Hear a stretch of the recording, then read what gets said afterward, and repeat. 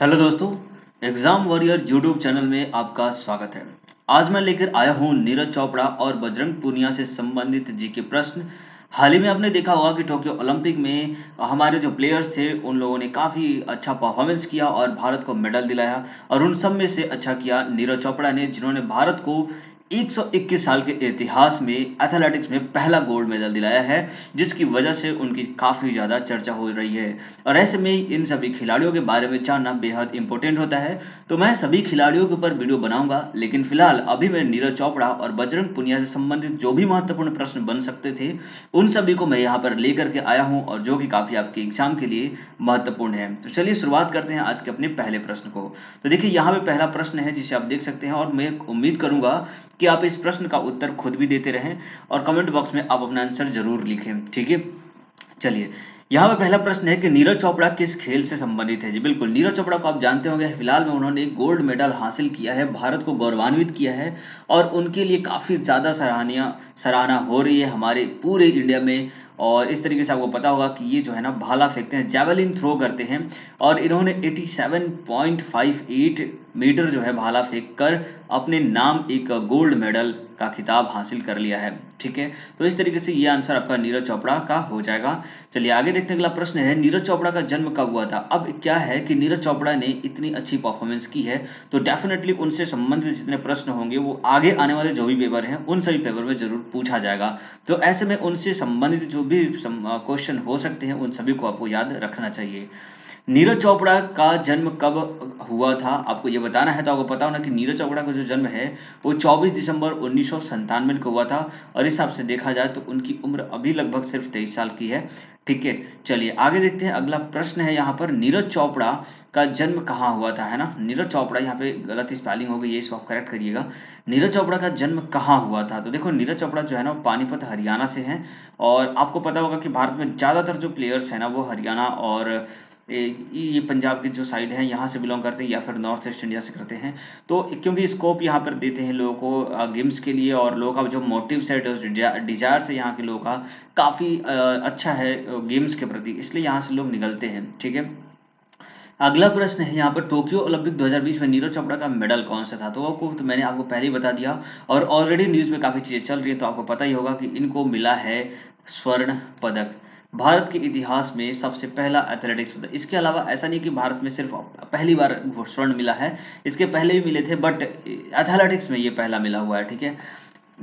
नीरज चोपड़ा के बारे में कुछ चीज़ जान लेते हैं। जैसे कि आपको पता होगा कि इन्होंने अभी 87.58 मीटर भाला फेंका, और इस हिसाब से इन्होंने अपने नाम गोल्ड मेडल किया। आपको पता होगा कि चेक रिपब्लिक का जो जिकुब वेदलिस थे वो दूसरे नंबर पर रहे हैं, यानी उनको इन्होंने रिप्लेस किया और इस तरीके से अपना गोल्ड मेडल का स्थान हासिल किया। ओलंपिक खेलों के इतिहास की बात करें तो 121 साल, यानी कि लास्ट टाइम में जो भारत ने गोल्ड मेडल जीता था वो 1980 में जीता था, ठीक है। 1980 से लेकर अब तक कितने साल हो गए, 41 साल। तो गोल्ड मेडल की अगर सिर्फ हिस्ट्री की बात करें तो भारत एक पिछले 41 सालों में एक भी गोल्ड मेडल नहीं जीता था। ये पहली बार है जब इंडिया ने गोल्ड मेडल जीता है 1980 में। आपको बता दूं कि 1980 में इंडिया की जो हॉकी टीम थी उसने यहाँ पर गोल्ड मेडल जीता था, और अब तक भारत जो है वो कुल 10 गोल्ड मेडल जीता हुआ है अपने पूरे इतिहास में 121 सालों में। और इसमें से 8 जो मेडल है ना गोल्ड के, वो अकेले हॉकी से आए हैं, है ना। हॉकी की, अगर इसके पहले मैंने एक वीडियो बनाई है, आप उसे देखिएगा, related to current affair to the ये टोक्यो ओलंपिक। तो उसकी मैंने लिंक यहाँ पर दे रखी है ना, ठीक है। आप उसमें जाकर देखिए मैंने अब भारत में किस किस प्लेयर ने किस ओलंपिक में कितना मेडल जीता है और कौन सा मेडल जीता है और वो किस खेल से बिलोंग करते हैं, वो सारा डिटेल मैंने वहाँ पे दे रखा है। आप उसे जाकर के देखिए, यहाँ पर आई बटन में उसका लिंक दे दिया हूँ, और बाकी सारी चीज़ आपको पता चल जाएगी। यहाँ पर हालात फिलहाल देखिए आप कि 3 गोल्ड मेडल जो है भारत ने अब तक जीता है, जिसमें से 8 गोल्ड मेडल सिर्फ हॉकी में जीता है।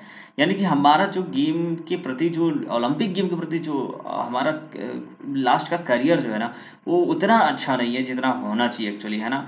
एक मेडल जो है शूटिंग से मिला है, और वहीं अब नीरज चोपड़ा जी एक लेकर के आ गए हैं, तो कुल मिलाकर के 10 गोल्ड मेडल हो गए हैं।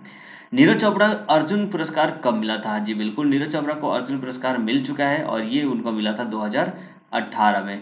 चलिए आगे देखते हैं, अगला प्रश्न है नीरज चोपड़ा और भारत के राष्ट्रीय भाला फेंक कोच कौन है ना। तो आपको पता होना चाहिए कि भाला फेंक के जो कोच है वो है उवे होन, है ना, इनका नाम आप याद रखिए, पूछा जाता है। बजरंग पूनिया किस खेल से संबंधित है? जी बिल्कुल, बजरंग पूनिया भी काफी ज्यादा चर्चे में है, इनकी भी काफी ज्यादा तारीफ हो रही है। और ये पता है आपको कि ये कुश्ती से संबंधित है, इन्होंने कुश्ती में अपना नाम कमाया और अपने भारत को मेडल दिलाने में इन्होंने जीत हासिल की।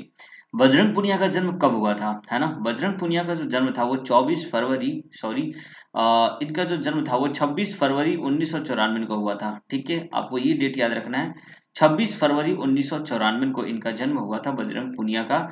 और इनका जो जन्म स्थान है वो खुदान गांव है, झज्जर हरियाणा से बिलोंग ये भी करते हैं। पिता का नाम बलवान सिंह था पहले से ही, इसलिए इनके पुत्र भी बलवान हैं, है ना, बहुत ज्यादा। और माता का नाम ओम्यारी पूनिया है। ठीक है, चलिए आगे देखते हैं अगले प्रश्न को। टोक्यो ओलंपिक 2020 में बजरंग पूनिया ने कौन सा मेडल जीता है? बिल्कुल आपको पता होना चाहिए कि इन्होंने कांस्य पदक जीता है टोक्यो ओलंपिक 2020 में, है ना।